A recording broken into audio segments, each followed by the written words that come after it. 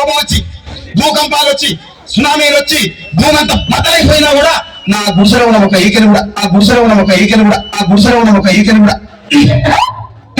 అందుకే నీ మేడలు మిద్దెలు అపార్ట్మెంట్లు కాంప్లెక్స్ ఐమాక్స్ డూప్లెక్స్ టీప్లెక్స్ అందించిన గుడిసెలు పెట్టు